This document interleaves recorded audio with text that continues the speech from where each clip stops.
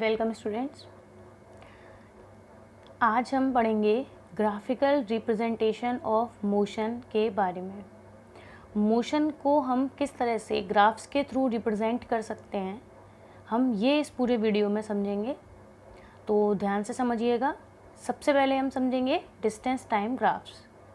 तो डिस्टेंस और टाइम के बीच में जो ग्राफ बनेगा उसमें स्पीड हमें एज अ रिज़ल्ट मिलेगी। तो फर्स्ट जो ग्राफ है उसमें देखिए जो एक्स एक्सिस है वो टाइम को शो कर रहा है और वाई एक्सिस डिस्टेंस को शो कर रहा है, और बीच में जो लाइन है ओ ए ये यूनिफॉर्म स्पीड को शो कर रही है। तो इसमें यूनिफॉर्म स्पीड जो है उसकी लाइन स्ट्रेट मिली है, तो उसका रीज़न है uniform speed equal interval of time में डिस्टेंस इक्वली इंक्रीज़ होती है। तो यूनिफॉर्म स्पीड जो है उसकी जो लाइन है ग्राफ लाइन वो कैसी मिलेगी, बिल्कुल स्ट्रेट, बिकॉज टाइम के साथ साथ इक्वली डिस्टेंस इंक्रीज़ हो रही है। वहीं नॉन यूनिफॉर्म स्पीड में आपको जो लाइन मिलेगी वो कैसी मिलेगी, कर्व्ड, बिकॉज टाइम के साथ साथ डिस्टेंस अनइक्वल इंक्रीज़ होती है, इसीलिए लाइन कैसी मिलेगी, कर्व्ड मिलेगी। स्पीड को शो करने के लिए देखिए distance travelled upon time taken इसके फॉर्मूले का यूज़ किया है, जिसमें डिस्टेंस ट्रेवल्ड हमने जो डिस्टेंस कवर की गई है जो कि ओ सी है वाई एक्सिस पे, और ओ सी की जो वैल्यू है वो ए बी के इक्वल होगी, और ए बी हम लिखेंगे डिस्टेंस ट्रेवल्ड में, और ओ बी जो है वो टाइम है, इसीलिए हम ओ बी लिख देंगे टाइम टेकन में। तो A B upon O B जो है वो क्या आ गई, स्पीड। नेक्स्ट है इसमें ग्राफ स्पीड टाइम ग्राफ और वेलोसिटी टाइम ग्राफ। तो इसमें सबसे फर्स्ट वाला जो ग्राफ है वो है कांस्टेंट स्पीड को शो करने के लिए।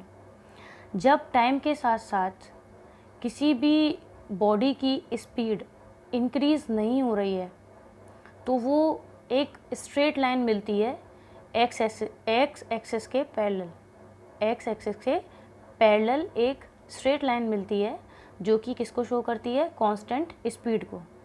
अब यहाँ speed equals to distance travelled upon time taken जब फॉर्मूला लगाते हैं तो हमें अगर डिस्टेंस ट्रेवल्ड निकालनी है तो हम स्पीड का और टाइम टेकन का मल्टीप्लाई कर देते हैं। तो देखिए ग्राफ पर स्पीड जो है वो क्या शो हो रही है, ओ ए के थ्रू, तो हम यहाँ पे स्पीड की जगह पे क्या लिखेंगे, ओ ए, और टाइम टेकन की जगह पे क्या है, ओ सी, बिकॉज ग्राफ में टाइम को क्या शो कर रहा है, ओ सी। तो ओ ए मल्टीप्लाई ओ सी, तो ओ ए देखिए ये एक तरह से अगर देखा जाए तो ओ ए एक तरह से ओ ए बी सी रेक्टेंगल की ब्रेथ को शो कर रही है, और ओ सी जो है वो लेंथ को शो कर रहा है, और लेंथ मल्टीप्लाई ब्रेथ कितना होता है, वो होता है एरिया ऑफ रेक्टेंगल। तो यहाँ पे हम ओ ए मल्टीप्लाई ओ सी की जगह पे area of rectangle O A B C भी लिख सकते हैं।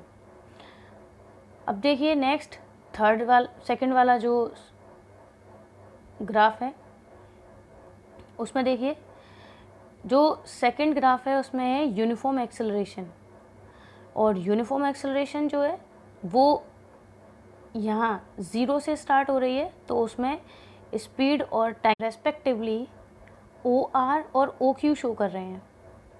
ओ आर स्पीड को शो कर रहा है और ओ क्यू टाइम को शो कर रहा है। ओ आर जो है वो वाई एक्सिस पे है और ओ क्यू एक्स एक्सिस पे है, और जो लाइन है ओ पी वो यूनिफॉर्म एक्सेलरेशन को शो कर रही है। तो ये लाइन भी स्ट्रेट है, और उसका रीज़न यूनिफॉर्म एक्सेलरेशन में जो स्पीड है, या हम स्पीड की जगह पे वेलोसिटी भी बोल सकते हैं, तो जो वेलोसिटी है वो इक्वली इंक्रीज़ होती है, तो इसीलिए जो लाइन है वो हमें कैसी मिलेगी, स्ट्रेट मिलेगी। तो एक्सेलरेशन जब हम निकालेंगे तो एक्सेलरेशन जो होता है वो आएगा P Q upon O Q, और डिस्टेंस ट्रेवल जो हम निकालेंगे वो होगा area of triangle O P Q. जो पिंक कलर से पोर्शन शो हो रहा है ये डिस्टेंस ट्रेवल्ड को शो कर रहा है, और डिस्टेंस ट्रेवल्ड जो है वो एक तरह से देखिए एक ट्राइंगल की फॉर्म में दिख रही है ओ पी क्यू, और ट्राइंगल का फॉर्मूला क्या होता है, 1/2 बेस इंटू हाइट। तो यहाँ पे बेस जो है वो क्या है, OQ, और हाइट क्या है, PQ। तो PQ जो है वो OR के इक्वल है, तो आप PQ भी लिख सकते हैं और OR भी लिख सकते हैं। तो यहाँ पे डिस्टेंस ट्रैवल जो है वो किससे निकालेंगे हम, एरिया ऑफ ट्राइंगल OPQ से। और जो एक्सेलरेशन हमने यहाँ पे निकाला है वो हमने स्पीड अपॉन टाइम का यूज़ करके निकाला है। तो स्पीड का जो ग्राफ पे देखिए जो डिस्टेंस है वो कितनी है, O से R तक है या फिर P से Q तक, तो हम PQ यूज़ कर रहे हैं, OR भी यूज़ कर सकते हैं। और जो टाइम है वो क्या है, OQ। तो एक्सेलरेशन आ जाएगा स्पीड अपॉन टाइम से PQ अपॉन OQ, और डिस्टेंस ट्रेवल्ड आ जाएगी एरिया ऑफ ट्राइंगल OPQ। अब देखिए नेक्स्ट इसमें जो ग्राफ है वो शो कर रहा है यूनिफॉर्म एक्सेलरेशन को ही, लेकिन इसमें जो यूनिफॉर्म एक्सेलरेशन है तो उसमें जो वेलोसिटी है वो ज़ीरो नहीं है।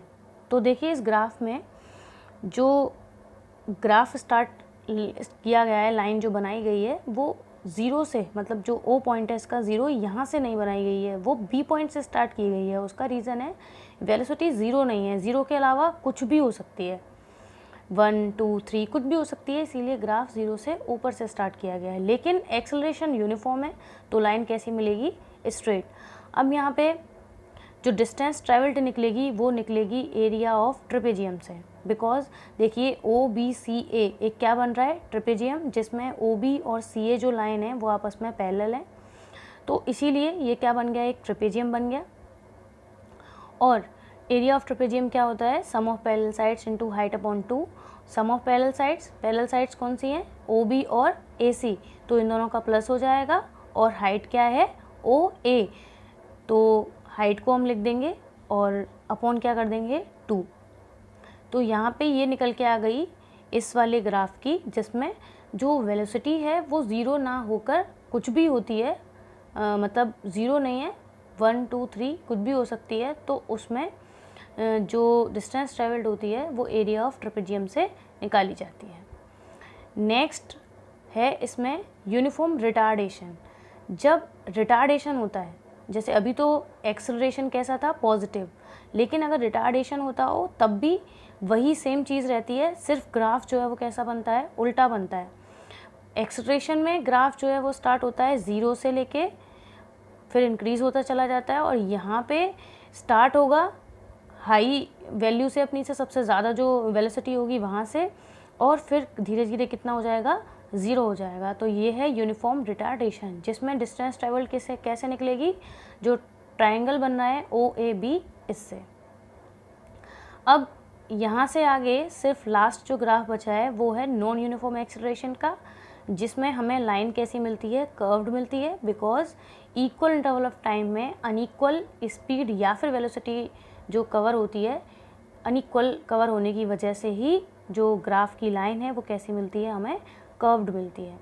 अब आप इन ग्राफ्स में एक बात याद रखेंगे कि जहाँ जहाँ पे स्पीड यूज़ की गई है वहाँ पे हम वेलोसिटी भी यूज़ कर सकते हैं। दोनों ही ग्राफ का जो मीनिंग है वो कैसा निकलेगा, सेम निकलेगा। क्लियर है। अब यहाँ पे हमारे पास ग्राफ कौन कौन से हो गए, एक तो हमने पढ़ लिए डिस्टेंस टाइम ग्राफ, और दूसरे कौन से हो गए, स्पीड टाइम ग्राफ। इन ग्राफ्स को अच्छे से समझिए, और इसे अच्छे से समझने के लिए आपको मैथ्स का बेसिक जो है कोऑर्डिनेशन का, मतलब जो कोऑर्डिनेट ज्योमेट्री होती है वो अच्छे से पता होना चाहिए।